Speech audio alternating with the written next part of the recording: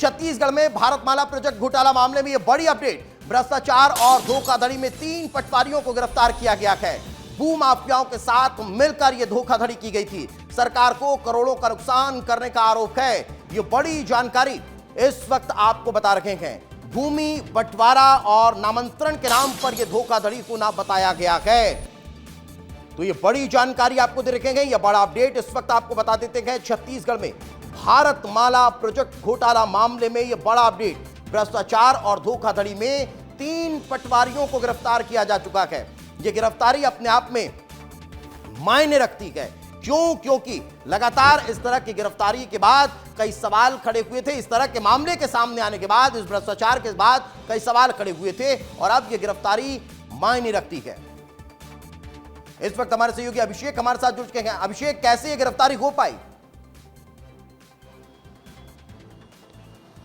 बिल्कुल, देखिए, भारतमाला प्रोजेक्ट जो था वो बहुत बड़ा घोटाला था, क्योंकि जो किसान धान उगाता है, जो छत्तीसगढ़ धान कट रहे हैं, धान उगाता है, अनाज उगाता है और लोगों को देता है, उन्हीं के पैसों में गड़बड़ी कर और साथ ही साथ सरकार के पैसों को गबन किया गया था।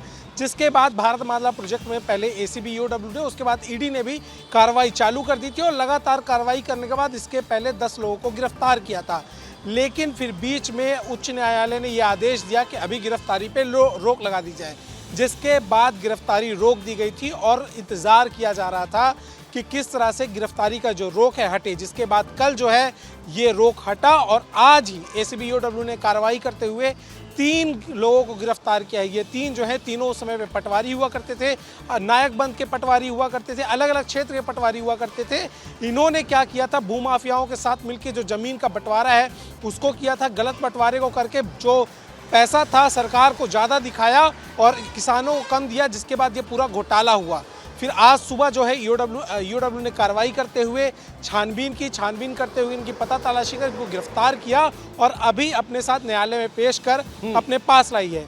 अभी इनके पास से जो दस्तावेज बरामद हुए हैं, जो इनके पास साक्ष्य बरामद हुए हैं, उसकी जांच पड़ताल की जा रही है। इसके बाद जो है आगे की कार्रवाई की जाएगी।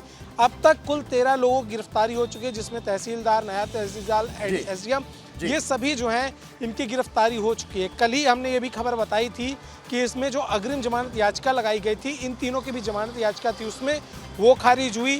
कोर्ट का ऑर्डर, जो स्टे में गिरफ्तारी का ऑर्डर लगा था, वो हटा। जिसके बाद ये पूरी कार्रवाई की गई है। दीपेश, बिल्कुल, यानी समझा जा सकता है कि एक बड़ा एक्शन जो है वो अब लगातार जारी है और इस मामले में एक के बाद एक अभी और कार्रवाइयां देखने को मिलती रहेगी। फिलहाल बहुत बहुत शुक्रिया इस तमाम जानकारी के लिए हमारे साथ चर्चा में जुड़ने के लिए।